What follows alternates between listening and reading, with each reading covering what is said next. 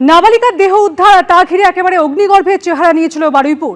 কাল একজনকে গ্রেপ্তার করা হয়। এবার এখন যেমনটা জানতে পারা যাচ্ছে, নাবালিকার দেহ উদ্ধার কাণ্ডে পাকড়াও আরও 2 অভিযুক্ত। এ বিষয়ে আরও বিস্তারিত জানাবেন, আমাদের সঙ্গে টেলিফোন লাইনে রয়েছেন আমাদের প্রতিনিধি পার্থ প্রতিম ঘোষ। পার্থ, দেখে ইতিমধ্যে পুলিশের তরফ থেকে বলা হচ্ছে যে গতকালকে যে ঘটনার যে পরিস্থিতি তৈরি হয়েছিল এবং তার পরবর্তীকালে এসআইটি গঠন করা হয়েছে এবং এসআইটির টিম নাবালিকাকে যৌন নির্যাতন এবং খুনের যে ঘটনা সেই ঘটনার তদন্ত তারা নেমেছে এবং ইতিমধ্যে একজনকে গ্রেপ্তার করা হয়েছে, তার নাম প্রভাস মণ্ডল, এবং রাতভর বিভিন্ন জায়গায় তল্লাশি চালিয়ে আরও দুজনকে আটক করেছে পুলিশ। এবং যে বিষয়ে পুলিশের থেকে জানতে পারছি আমরা, এই দুজনেরও কিন্তু ভূমিকা বিস্তারিতভাবে পুলিশ খতিয়ে দেখছে। তাদের কিন্তু প্রাথমিকভাবে তারা ভূমিকা পেয়েছে নাবালিকাকে এই খুনের ঘটনা এবং যৌন নির্যাতন ও খুনের ঘটনা, এবং সেই মধ্যে তাদেরকে আটক করে বর্তমানে জিজ্ঞাসাবাদ করছেন তদন্তকারী আধিকারিকরা। ধন্যবাদ পার্থ।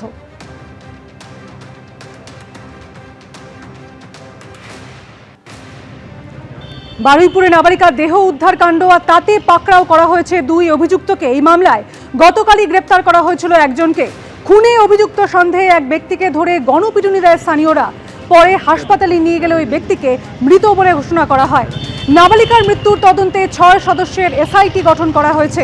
বারুইপুর পুলিশ জেলার অতিরিক্ত পুলিশ সুপারের নেতৃত্বে এসআইটি গঠন করা হয়েছে।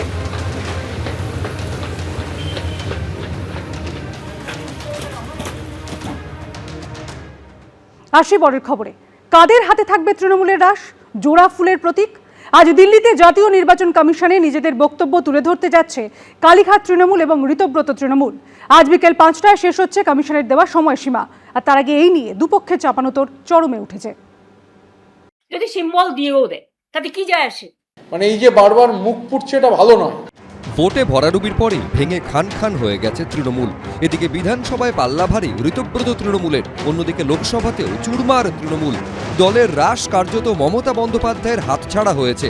একে একে তার পাশ থেকে সরে যাচ্ছেন একদা ছায়া সঙ্গীরা, যার নবতম সংযোজন বিগত তৃণমূল সরকারের মন্ত্রিসভার গুরুত্বপূর্ণ সদস্য ও দীর্ঘদিনের সঙ্গী চন্দ্রিমা ভট্টাচার্য। ফলে সব থেকে বড় প্রশ্ন হয়ে দাঁড়াচ্ছে, এবার কি তৃণমূল দলটাই হাতছাড়া হয়ে যেতে পারে মমতা বন্দ্যোপাধ্যায়ের?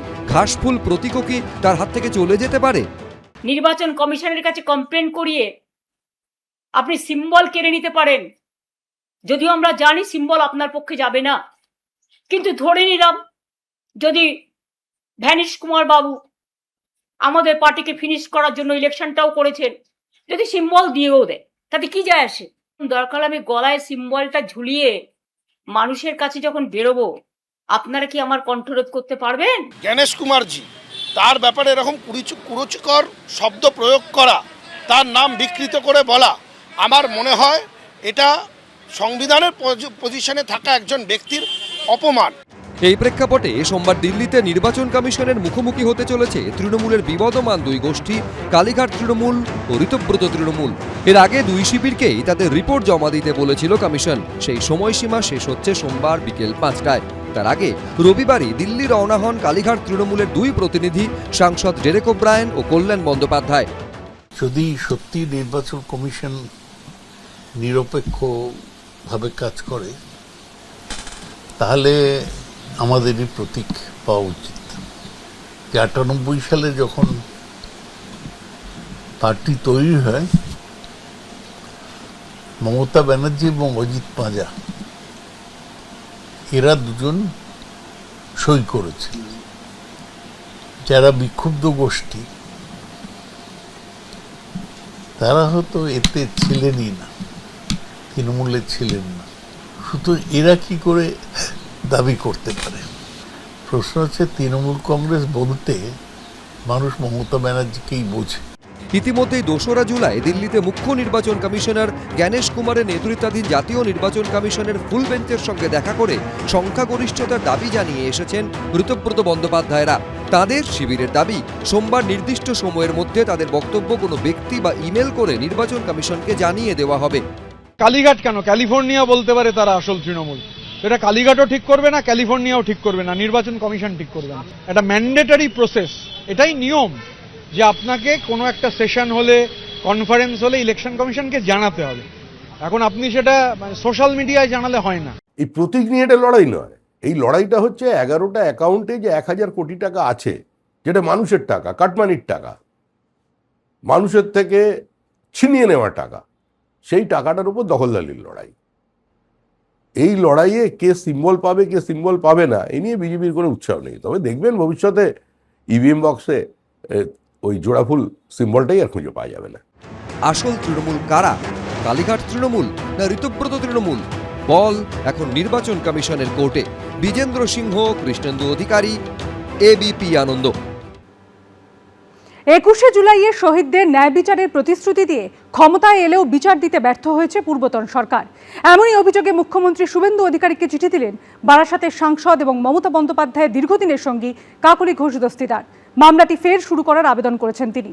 আর অন্যদিকে তৃণমূলের সমস্ত পদ থেকে ইস্তফা দিয়ে বাজেট নিয়ে চাঞ্চল্যকর অভিযোগ তুলেছিলেন রাজ্যের প্রাক্তন মন্ত্রী চন্দ্রিমা ভট্টাচার্য।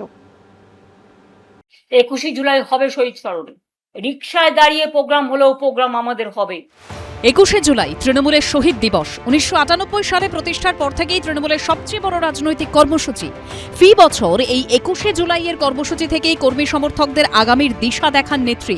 ভোটে ভরাডুবির পর তৃণমূল যখন ভেঙে খান খান হয়ে গেছে, তারপরও যে 21শে জুলাইয়ের কর্মসূচি করতে মরিয়া মমতা বন্দ্যোপাধ্যায়, এবার সেই 21শে জুলাই নিয়েই মমতা বন্দ্যোপাধ্যায়কে অস্বস্তিতে ফেললেন তাঁরই এক সময়ের ছায়াসঙ্গী কাকলি ঘোষ দস্তিদার। 1993 সালের 21শে জুলাই নিহতদের পরিবারের ন্যায় বিচারের দাবি জানিয়ে মুখ্যমন্ত্রী শুভেন্দু অধিকারীকে চিঠি দিয়েছেন বারাসাতের সাংসদ, যিনি ইতিমধ্যেই তৃণমূল ছেড়ে এনসিপিআই এর সঙ্গে মিশে গেছেন। নিহতদের পরিবারের ন্যায় বিচার নিয়ে মমতা বন্দ্যোপাধ্যায়ের সরকারের ব্যর্থতা ও যোগসাজশের অভিযোগও তুলে কাকলি ঘোষ দস্তিদার লিখেছেন, 21শে জুলাইয়ের শহীদ দিবসের ন্যায় বিচারের প্রতিশ্রুতি দিয়ে 2011 সালে ক্ষমতায় আসা সত্ত্বেও তৃণমূল কংগ্রেসের সরকার তৎকালীন মন্ত্রী, আমলা এবং পুলিশ কর্তাদের বিচার করতে ব্যর্থ হয়েছে। চ্যাটার্জি কমিশন যৌথ ও সম্মিলিত দায়বদ্ধতার ভিত্তিতে ব্যবস্থা নেওয়ার সুপারিশ করেছিল। তবুও তৎকালীন স্বরাষ্ট্র সচিব মনীশ গুপ্তকে কখনো গ্রেপ্তার বা তাঁর বিরুদ্ধে বিচার করা হয়নি, বরং মমতা বন্দ্যোপাধ্যায় সরকার তাঁকে ক্যাবিনেট মন্ত্রী করে এবং পরে রাজ্যসভার সাংসদ করে। জ্যোতি বসুর আমলের একজন গুরুত্বপূর্ণ কর্তার এই পদোন্নতি, যোগসাজশ এবং দোষীদের সুরক্ষার গুরুতর প্রশ্ন তুলে দেয়। মুখ্যমন্ত্রীকে লেখা চিঠিতে কাকলি ঘোষ দস্তিদার আর্জি জানিয়েছেন, মামলাটি পুনরায় চালু করার নির্দেশ দিন। জ্যোতি বসুর আমল থেকে চিহ্নিত সকল অভিযুক্ত ব্যক্তিদের বিরুদ্ধে যথাযথ অভিযোগ দায়ের করুন। সকল দোষী ও পদোন্নতি পাওয়া কর্তাদের বিরুদ্ধে আইনি ব্যবস্থা গ্রহণ করুন। ফরেনসিক পুনঃতদন্তের নির্দেশ দিন। প্রয়োজনে আন্তর্জাতিক সাহায্য নিন।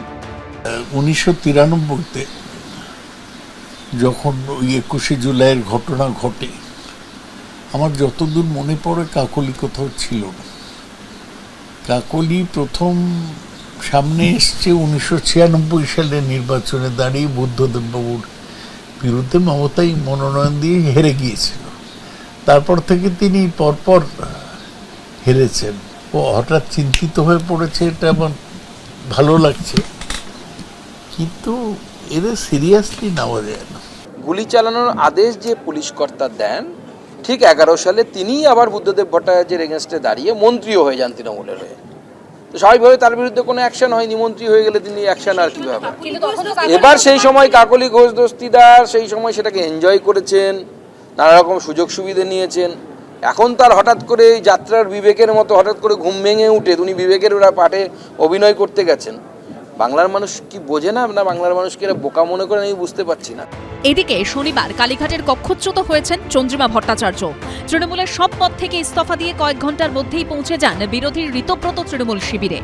শুধু তাই নয়, মমতা বন্দ্যোপাধ্যায় সরকারের আমলে বাজেট পেশ করা নিয়েও চাঞ্চল্যকর অভিযোগ করেছেন চন্দ্রিমা ভট্টাচার্য। আমার নিশ্চয়ই লোকে দেখেছে যে আমার অনেক ক্ষমতা আছে, আমার অনেকগুলো দপ্তর, কিন্তু সেই দপ্তরে আমার নিজস্ব মতামত নিয়ে আমার দপ্তর কতটা চালাবার ক্ষমতা ছিল সেটা নিশ্চয়ই আমাদের শ্রদ্ধা মমতা ব্যানার্জি তিনি নিজেও জানেন। আমি জানি বাজেটের কথা খানিকক্ষণ আগে, জনতা যখন জানে তার খানিকক্ষণ আগে আমি জানি। উনি এমন লোক যিনি এই ধরনের অবস্থা হওয়া সত্ত্বেও কোনোদিন আপত্তি করেন।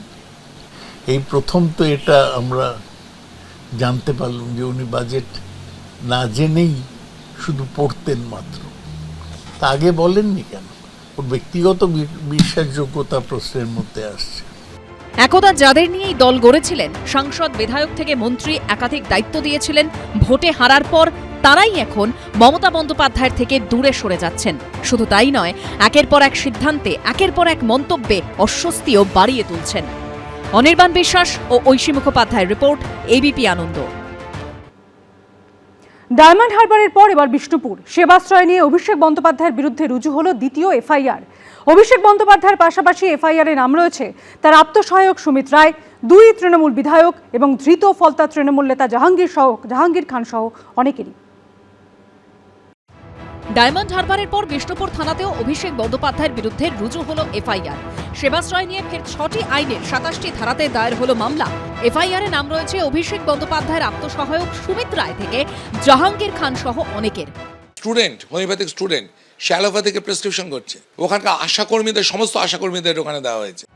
অবৈধভাবে ক্লিনিক বা চিকিৎসা প্রতিষ্ঠান চালানো, লিঙ্গ নির্ধারণ সংক্রান্ত বেআইনি কার্যকলাপ, তেজস্ক্রিয় জিনিসের অবৈধ ব্যবহার ও সংরক্ষণ, এমনই একাধিক চাঞ্চল্যকর অভিযোগ উঠেছে অভিষেক বন্দ্যোপাধ্যায়ের সেবাশ্রয় প্রকল্পকে ঘিরে। গত 1 তারিখ দক্ষিণ 24 পরগনার বিষ্ণুপুর থানায় অভিযোগ দায়ের করেন বিজেপি নেতা অভিজিৎ দাস ওরফে ববি। পুলিশ সূত্রে খবর, সেই অভিযোগের ভিত্তিতে শনিবার এফআইআর রুজু করা হয়। মূল অভিযোগ একটাই, সেবাশ্রয়ে একাধিক দুর্নীতি হয়েছে, একাধিক বেনিয়ম হয়েছে। সেই বেনিয়মগুলো শুধুমাত্র রোগীদের চিকিৎসার সঙ্গে সম্পর্কিত। কখনো রোগীকে দেখেছেন অ্যালোপ্যাথ চিকিৎসকের পরিবর্তে ডাক্তারি পড়ুয়ারা, ছাত্ররা যারা এখনো ডাক্তার হয়ে ওঠেননি। কখনো রোগীদের দেখেছেন হোমিওপ্যাথি, আয়ুর্বেদ চিকিৎসকরা। কখনো আবার অভিযোগ আরও গুরুতর, রোগীদের নিম্নমানের ওষুধ দেওয়া হয়েছে, রোগীদের নিয়ম বহির্ভূতভাবে আইনকে বুড়ো আঙুল দেখিয়ে একাধিক পরীক্ষা নিরীক্ষা করা হয়েছে। অভিষেক বন্দ্যোপাধ্যায়ের পাশাপাশি এফআইআরে নাম রয়েছে তাঁর আত্মসহায়ক সুমিত রায়, বগরাহাট পশ্চিমের তৃণমূল বিধায়ক শামীম আহমেদ মোল্লা, বিষ্ণুপুরের তৃণমূল বিধায়ক ধৃত দিলীপ মণ্ডল, ধৃত ফলতার তৃণমূল নেতা জাহাঙ্গীর খান সহ অনেকে। আমাকে একজন ডিএমএইচ বলছেন যে আমাদের যে তৎকালীন ডিএম যে সুমিত গুপ্তা, তিনি নাকি সমস্ত বিএমএইচ সিএমএইচদের এসে বলেছেন যে সরকারিভাবে সব কিছু অ্যাপারেটাস থেকে আরম্ভ করে লোকবল থেকে আরম্ভ করে সব কিছু দিয়ে হেল্প করতে হবে ক্যাম্পগুলোতে। সেইটাকে ইউজ করিয়েছে ফোর্সফুলি ডিএম সুমিত গুপ্তা। ওনাকেও তদন্তের আওতায় এনে ওনার বিরুদ্ধে অ্যাকশন নেওয়া উচিত। কান টানলে মাথা আসবে, কানগুলোকে টানা হচ্ছে, মাথা বেশি দিন বাইরে থাকবে না, মাথাও ঢুকবে। অভিষেক বন্দ্যোপাধ্যায়ের সময় সীমিত, বাইরে যেটুকু ঘুরে বেড়ানো আনন্দ করার করে নিই, আর বেশি দিন তো নেই, ভেতরে থাকতে হবে। এবার প্রতারণা, নথিজাল, অপরাধমূলক ষড়যন্ত্র, ভেজাল বা ক্ষতিকর ওষুধ সংক্রান্ত অপরাধের অভিযোগ সহ ভারতীয় ন্যায় সংহিতা বা বিএনএস-এর 16টি ধারায় রুজু হয়েছে মামলা। পাশাপাশি মামলা রুজু হয়েছে ড্রাগ অ্যান্ড কসমেটিক্স অ্যাক্ট 1940 ধারাতেও। 18 ধারায় বৈধ লাইসেন্স ছাড়া ওষুধ বিক্রি, মজুত বা বিতরণ, 27B-এর 1 এবং 27B-এর 2 ধারায় লাইসেন্স ছাড়া বা আইন বিরুদ্ধভাবে ওষুধ উৎপাদন বা বিক্রি, 87 ধারায় নিম্নমানের ওষুধ উৎপাদন বা বিক্রি এবং 36-এর এ ধারায় মামলা রুজু হয়েছে। এছাড়া পারমাণবিক বা তেজস্ক্রিয় পদার্থ ব্যবহার, পরিবহন বা সংরক্ষণ করার অভিযোগ আনা হয়েছে অ্যাটমিক এনার্জি অ্যাক্ট 1962-এর 17 নম্বর ধারায়। তদন্ত দরকার আছে, তদন্ত করুক। যারা সত্যিকারের, যাদের ইনস্ট্রাকশনে যারা করিয়েছে এই ফেকবাজি কাজ, তাদের উপযুক্ত শাস্তি হওয়া দরকার। অভিষেক বন্দ্যোপাধ্যায় সহ অন্যদের বিরুদ্ধে মামলা রুজু হয়েছে pre conception and pre Natal diagnostic techniques বা PCPNDT অ্যাক্ট 1994-এর ধারাতেও। 23(1) ধারায় ভ্রূণের লিঙ্গ নির্ধারণ বা লিঙ্গভিত্তিক পরীক্ষা, 23-এর 2-এর ধারায় আইন লঙ্ঘন, 25 নম্বর ধারায় আইনের অন্যান্য বিধান লঙ্ঘনের অভিযোগে রুজু হয়েছে মামলা। এছাড়াও NNC অ্যাক্ট এবং ক্লিনিক্যাল এস্টাবলিশমেন্টস অ্যাক্টের 2টি ধারাও যোগ করা হয়েছে। আমরা তখন থেকেই বলেছিলাম যে এই বিষয়টা মনে হচ্ছে আমাদের একটা তো অভয়ার আন্দোলন থেকে মানুষের দৃষ্টিটা ঘোরানোর জন্য তদানীন্তন শাসক দলের একটা অংশ, তাদের হচ্ছে যে রাজ্যের যে স্বাস্থ্য ব্যবস্থা, চলমান যে স্বাস্থ্য ব্যবস্থা, তার উপরে কোথাও আস্থা নেই বলে, খরা নেই, বন্যা নেই, মহামারী নেই, এরকম দীর্ঘদিন ধরে তারা ক্যাম্প একটা পরিকল্পনা করছে। যারা এর জন্য দায়ী, তিনি যে পদেই থাকুন, যত শীর্ষ পদেই তিনি থাকুন, তার বিরুদ্ধে তদন্ত করে যথাযথ ব্যবস্থা যাতে নেওয়া হয়। আমাদের সংগঠন এই আবেদন তখনও করেছিল, আজও আবার করছে। আমি তো বলছি তুমিও নাকি খুব দুর্নীতি করো, কেউ এসে আজকে আটকাচ্ছে আমার মুখটা, এসব লাভ নেই। বিজেপি নেতা অভিজিৎ দাসের পর গত 2রা জুলাই সেবাশ্রয় নিয়ে অভিযোগ করেন সুখদেব দাস নামে ডায়মন্ড হারবারের রায়নগরের এক বাসিন্দাও। এই অভিযোগের ভিত্তিতে ডায়মন্ড হারবার থানায় এফআইআর দায়ের করা হয়। এবার এফআইআর হল বিষ্ণুপুর থানায়। সন্দীপ সরকার, পার্থপ্রতিম ঘোষ ও সুদীপ্ত আচার্যর রিপোর্ট, এবিপি আনন্দ। এবিপি আনন্দ, এগিয়ে থাকে, এগিয়ে রাখে।